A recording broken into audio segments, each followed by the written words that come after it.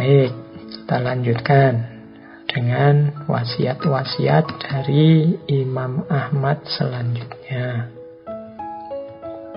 Terus ada lagi beberapa nasihat Imam Ahmad tentang kebaikan. Suatu ketika putra beliau, Abdullah, bertanya kepada ayahnya, "Wahai ayah, berikanlah wasiat untukku." Kata Imam Ahmad, "Ya bunaya, anwil khaira, fa innaka la tazalu bi khairin ma nawaital khaira." Wahai putraku, milikilah niat yang baik.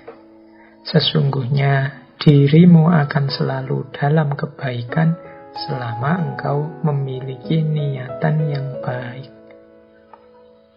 Ketika putra beliau meminta nasihat, Imam Ahmad memberi nasihat, kuncinya kebaikan itu ada di niat yang baik.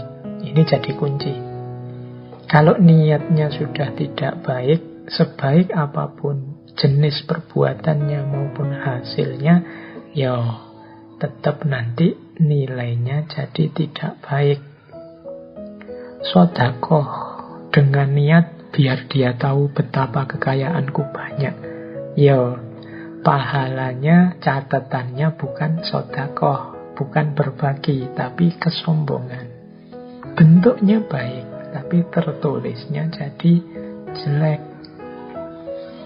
Silaturahim itu baik, tapi niatnya apa?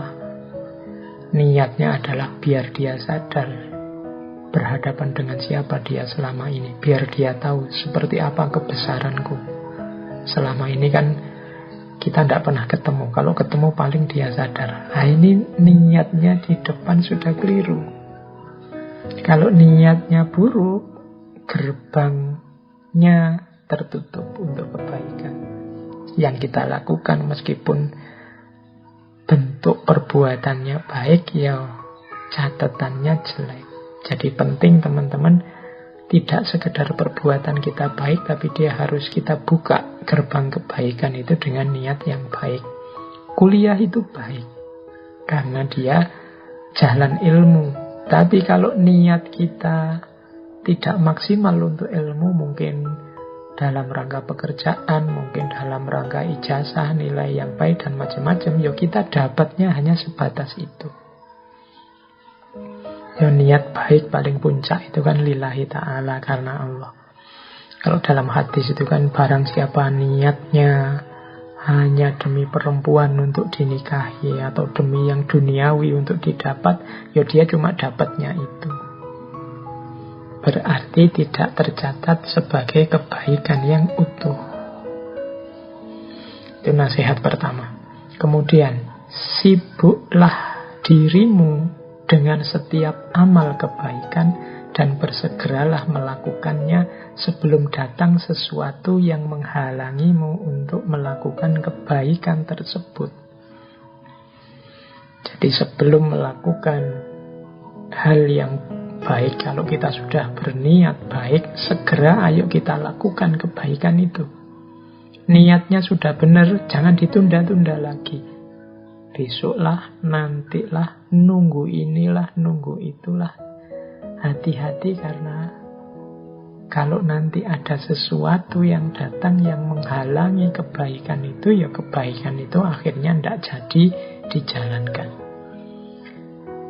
Di beberapa kesempatan sering saya sampaikan bahwa menunda-nunda kebaikan itu termasuk salah satu mental block. Mental block itu yang menghalangi kita untuk melakukan kebaikan. Selain malas, itu menunda-nunda. Menunda-nunda itu ya nanti saja. Mau nulis skripsi apa tesis, nanti sajalah. Sudah diberi oleh pembimbingnya perbaikan ini diperbaiki, nanti sajalah. Nunggu dapat ini, dapat itu. Akhirnya kepepet deadline, kepepet DO dan macam-macam. Nah itu karena kita sudah berniat baik tapi tidak segera dijalankan. Sibukkan kita dengan setiap amal baik dan segeralah melakukannya.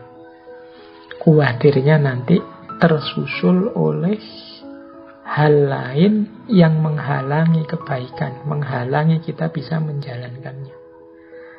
Mau sholat tahajud, besok sajalah, bulan depan sajalah, nanti sajalah, lama-lama nggak jalan. Begitu mau dijalankan kok badan nggak enak ini, greges ini, nggak jadi sudah. Sekarang ada halangan, kemarin-kemarin waktu longgar nggak dijalankan. Sakitnya sembuh mau dijalankan, waduh ini sudah waktunya siaran langsung sepak bola ini, sudah mulai ini Liga Champion, nggak jadi wis. Ada yang menghalangi, kemarin-kemarin ngapain saja. Oke, baik, itu yang kedua. Jadi kalau tentang kebaikan, niati dengan baik, kemudian segera lakukan kebaikan itu. Dan yang terakhir, kebaikan terletak pada orang yang tidak melihat kebaikan dalam dirinya sendiri. Kalau ini berarti setiap kali kita melakukan kebaikan, imbangi dengan sikap tawadhu. Setiap kita sukses melakukan kebaikan kan, kita disunahkan membaca Alhamdulillahirabbil alamin. Alhamdulillah itu termasuk kalimat tawadhu. Bahwa kebaikan yang kita lakukan ini, kebaikan yang saya lakukan ini tidak semata-mata jasaku, tidak semata-mata hasil karyaku, tapi semuanya atas petunjuk dan pertolongannya Allah. Nah, ini namanya sikap tawakal setelah ikhtiar dan niat dijalankan. Niat baik, kaifiat ikhtiar yang baik, segera dilakukan, tidak ditunda-tunda. Kalau sudah berhasil, alhamdulillahirabbil alamin. Jasa dari lahirnya kebaikan ini semata-mata bukan karena aku, tapi semuanya karena pertolongannya Allah. Terus kita lanjutkan lagi. Kalau tadi tentang amal, rizki, dan ikhtiar, sekarang kita masuk ke zuhud. Menurut Imam Ahmad, zuhud itu cirinya dua. Pendek angan-angan dan tidak mengharapkan apa yang ada di tangan manusia.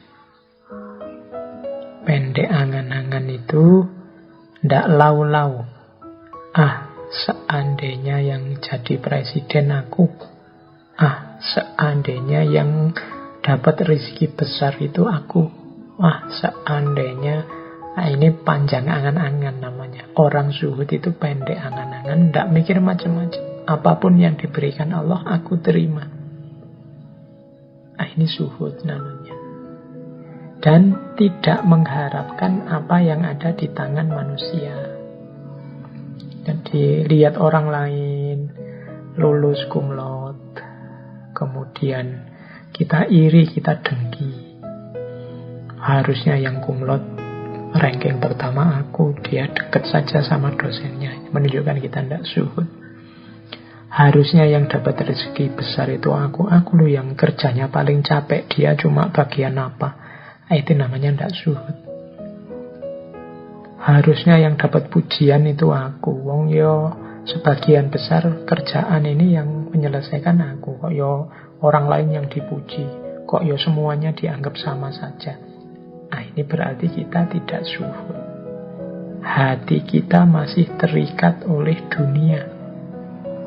Masih tergantung pada dunia. Tergantung pada komentar orang, pujian orang. Jadi zuhud itu pendek angan-angan. Tidak membayangkan yang tidak-tidak. Kalau memang bukan rizkinya ya sudah. Bukan jatahnya ya sudah. Dan tidak mengharapkan apa yang ada di tangan manusia. Tidak iri, tidak dengki. Itu zuhud. Selanjutnya menurut Imam Ahmad, ada 3 jenis zuhud. Ada zuhudnya orang awam. Zuhudnya orang awam itu meninggalkan yang haram-haram. Ada zuhudnya orang khusus. Orang khusus ini zuhudnya meninggalkan yang kurang manfaat. Ada zuhudnya orang lebih khusus lagi, para kekasih Allah, yaitu meninggalkan segala yang menyibukkan, membuat jauh dari Allah. Nah, ini 3. Ya monggo kita introspeksi sendiri-sendiri ya. Kita ada di level zuhud yang mana? Kalau kita masih berjuang meninggalkan yang haram, berarti kita ada di level zuhudnya orang awam. Kalau kita sudah melampaui itu, Pak, kalau yang haram, yang dosa-dosa itu, alhamdulillah saya sudah bisa meninggalkan. Oke, kalau gitu sekarang naik kelas sedikit, tinggalkan yang kurang manfaat. Ya monggo teman-teman dicek yang kurang manfaat apa. Berlama-lama pegang HP kah? Berlama-lama nongkrong di kafe kah? Berlama-lama ngobrol yang tidak ada gunanya kah?